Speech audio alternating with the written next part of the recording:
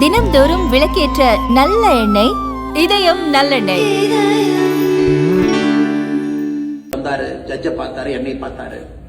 அவர் சொன்னாரு, இதுவரைக்கும் 8 பேர்த்து மேல டிஃபமேஷன் கேஸ் போட்டிருக்கேன், 6 பேர்த்துக்கிட்ட அப்பாலஜி வாங்கியிருக்கேன், ஒரு மேகசின், ஒரு தனியார் பத்திரிகை 25 லட்சம் ரூபாய் நஷ்டீடு வாங்கியிருக்கேன். இது 8வது நாள். ஸோ டே 1 வாஸ் லைக், இது வரைக்கும் நான் போட்ட எந்த டிஃபமேஷன் கேஸும் நான் தோத்ததில்லை அப்படி. எனக்கு 82 வயசு ஆகுது. நான் ஒரு அரசியல் கட்சியில் 50 வருஷமா இருக்கேன். நான் அந்த அரசியல் கட்சியினுடைய பொருளாளராக 35-40 வருஷம் இருக்கேன். அப்படிதான் அவர் பேசினது. அது படிப்படியாக ஒரு ஹியரிங், 2 ஹியரிங், 3வது ஹியரிங், ஒரு காலகட்டத்தில் இல்ல நாமளே அவரை கிராஸ் பண்ணுவோம்னு அதை கிராஸ் எக்ஸாமினேஷனாக அதை கத்துக்கிட்டு அதெல்லாம் செஞ்சு, அதன் பிறகு அந்த மனிதரே கோர்ட்டுக்கு வந்து இந்த கேஸை நாங்க வாபஸ் வாங்குறோம் அப்படின்னு சொல்றாங்க. இதுல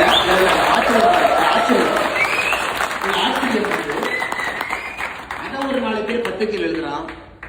அப்ப அவரு வாபஸ் வாங்குறோம்னா இவங்க 2 பேரும் காம்ப்ரமைஸ் ஆயிட்டாங்களா? அப்ப Annamalai has compromised against corruption. அப்பதான் நான் நினைச்சேன், முதல்ல சில பேருக்கு, ஒரு பத்திரிகை நண்பர்களுக்கு பேசிக் அறிவு நம்ம கொடுக்கணும். யாரோ ஒருத்தர் என் மேல கேஸ் ஃபைல் பண்றாங்க, I am the accused, somebody files a case on me. Case file பண்ணவங்க அதை வாபஸ் வாங்குறாங்க.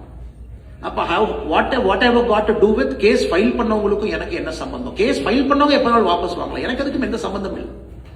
இந்த கேஸ் நடக்க கோர்ட்ல ஒரு ஏதோ ஒன்று சொல்றாரு, நான் அந்த கோர்ட்ல அங்கேயே சொல்றேன், என்னை பத்தி அவதூறு சொல்றாரு, நான் இங்கேயே கேஸ் ஃபைல் பண்ணுவேன் மறுபடியும். அதுக்கு அவர் சொல்றாரு, இல்ல கோர்ட்டுக்குள்ள பேசுற விஷயம் ப்ரொடெக்டட், கோர்ட்டுக்குள்ள நம்ம பேசுற விஷயம் வந்து protected, not a public place. நான் ஆர்கியூ பண்றேன், இல்ல 50 பேர் பார்த்துட்டு இருக்காங்க, எனக்கு அதெல்லாம் என் மனசு எனக்கு கஷ்டமாகுது, என்னை பத்தி தவறா சொல்றாரு, we have to file a case, சண்டை போட்டு அந்த கேஸை அக்செப்ட் ஆகும். அந்த ஜட்ஜு என் கம்ப்ளைண்ட்டை வாங்கிக்கிறாரு, கம்ப்ளைண்ட்டுக்கு நம்பர் ஆகல.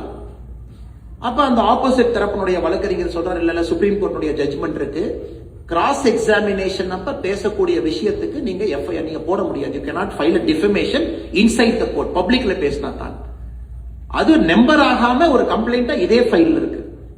சோ இந்த மனிதன் கேஸ் போட்ட ஒரு மனிதன் போய் வாபஸ் வாங்குறாரு, நம்பர்டு ஃபைல், நம்பர் ஆகாத ஃபைல் அது இருக்கு. அதுக்கு 2 பேர் எழுதுறாங்க. அப்ப அண்ணாமலை கேஸ வாபஸ் வாங்கினாரா, அவரு கேஸ வாபஸ் வாங்கினாரா? த்ரில்லிங். அதனால this is the level of political discourse it has come. நான் ஒரு ட்வீட் போட்டேன், நான் சொன்னது எல்லாம் உண்மை, இன்னைக்கு உண்மை, நாளைக்கு உண்மை. இதுவரைக்கும் நான் யாரை பத்தி என்ன பேசணும் தொடர்ந்து அதை பேசுவேன், அதுல எந்த மாற்று கருத்தும் இல்லை. அதை சந்திச்சுக்கலாம். எதுக்காக இந்த பாயிண்ட் நான் சொல்றேன் அப்படின்னாங்க, நான் கரப்ஷனுக்காக personally I paid a price. சண்டை, சச்சரவு, கேஸ், லோட்டு லூசுக்கு ஏறுறது இறங்குறது, இந்த வேலைகள்லாம் தமிழ்நாட்டில் கரப்ஷன் கட்டுக்குள்ள வருது அப்படிங்கிறதுங்க. ஒரு நாகரிக குடிமகனாக வெரி வெரி ஹாப்பி. ஃபைனலி ஏதோ ஒரு இடத்துல யாரோ ஆரம்பிச்சிருக்கிறாங்க. அடுத்தது ஒரு பொலிட்டிக்கல் டிசிப்ளின். அதாவது எந்த ஒரு அரசு வந்தாலும் கூட ஒரு வருட காலம், நீங்களே புதுசா ஒரு கம்பெனிக்கு போறீங்க, you go to a new company, you take up a new role. We got to give you some time to settle in that role. Maybe 6 months, maybe 1 year. You understand, you do your best. அப்ப சுத்தி இருக்கவங்க எல்லாம் என்ன பண்ணணும்னா, how can I make you a better person தான் யோசிக்கணும். இப்ப நீங்க சாஃப்ட்வேர் இன்ஜினியரா அமேசான்ல போய் உட்கார்றாரு, பிளிப்கார்ட்ல இருந்து வர்றாருனாங்க, சுத்தி இருக்கிறவங்க என்ன யோசிக்கணும், how can I equip him to perform better. அதனால இன்னைக்கு என்னுடைய திங்கிங் என்னன்னா, ஒரு வருட காலம் நாம சப்போர்ட் கொடுப்போம், எக்யூப் பண்ணுவோம், பெட்டரா பெர்ஃபார்ம் பண்ணணும், தடைக்கல்லை போட வேண்டாம் அப்படிங்கிறது 2வது நிலைப்பாடு. அதனால நம்ம எந்த விஷயத்தை சொன்னாலும் கூட அறிவுறுத்துகின்றோம், சொல்லுகின்றோம், இதை நீங்க பாருங்க, ஒயிட் பேப்பர் ரிலீஸ் பண்றோம், உங்க ஆள்கிட்ட பேசுங்க, டிஸ்கஸ் பண்ணுங்க, இப்படித்தான் நம்ம சொல்றோம். 3வது, இன்னைக்கு தமிழ்நாடு புறையோடி போயிடுச்சுங்க, புறையோடி போயிடுச்சு.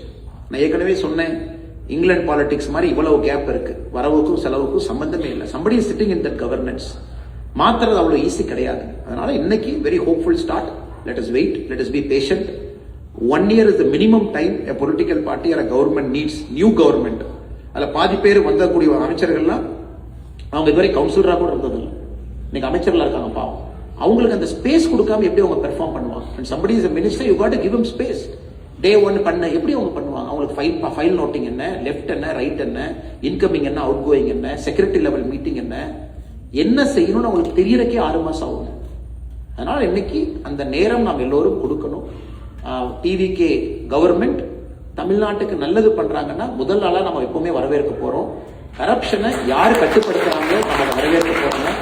ஆனா நீங்க கேட்ட கேள்விக்கு இதான் என்னுடைய நிலைப்பாடு. அதனாலதான் நிறைய பேர் வந்து கேட்கறாங்க, ஆனா டெய்லி வந்து பிரஸ் பாருங்க. டெய்லி பிரஸ் பார்த்து என்ன மேடம் பண்றது? இன்னைக்கு பிரஸ் பார்த்து என்ன கேட்கலாம், உங்க வீட்டு நல்லா இருக்காங்களான்னு கேட்கலாம். ஜேர்னலிஸ்ட் உங்களை பார்த்து ஆனா உங்க வீட்டு நல்லா இருக்காங்களான்னு கேட்கலாம். இது ரெண்டை தவிர நீங்க என்ன கேட்க முடியும்? நான் ஏற்கனவே சொல்லிட்டேன், அரசுக்கு நேரம் கொடுக்கணும். என்ன நீங்க பேசுறீங்க? உங்களுக்கு உங்கள்ட்ட கேட்க நிறைய இருக்கும்னா, ஏன்னா திரும்ப இந்த சர்க்கஸ்குள்ள போகக்கூடாது அப்படிங்கறது அந்த நிலைப்பாடு மேடம். நீங்க விஜய் பத்தி என்ன நினைக்கிறீங்க? அண்ணா அதை ஒரு வருஷம் விடுங்கண்ணா. இல்ல அவர் டெல்லி போயிட்டதை பத்தி என்ன நினைக்கிறீங்களா? அப்பதான் போயிட்டு வந்தாரு, கொஞ்சம் விடுங்க. இந்த மினிஸ்டரை பத்தி சொன்ன பத்தி கருத்து என்ன? திரும்ப இதுக்குள்ளேயே நீங்க மாட்டும் பொழுது எப்படி ஒரு புதிய அரசியல் நீங்க செய்ய போறீங்க? How will you do a new politics? இதுல இருந்து வெளியே வர வேண்டும் என்ற முயற்சி செய்கின்றோம். இதை செய்யணும். அதனால கண்டிப்பா அதை நோக்கி செய்வோம். 2 கால் 4 கால் நிற்போம். நிறைய தலைவர்களை உருவாக்குவோம். அதனால நம்பிக்கையோடு வந்திருக்கக்கூடிய எல்லா பெரியவர்களுக்கும் ஒரு பெரிய நன்றியை இந்த நேரத்தில் தெரிவிச்சுக்கிட்டு, ஒரு பெரிய லாங் வீக்கெண்ட்.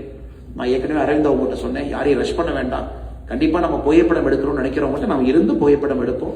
ஒரு பக்கம் அவங்க வர்றாங்க, 1 மணி நேரம் 2 மணி நேரம் ஆனாலும் புகைப்படம் எடுத்து எல்லாத்தையும் நம்ம அனுப்புவோம். ஏன்னா lot of people are coming to love.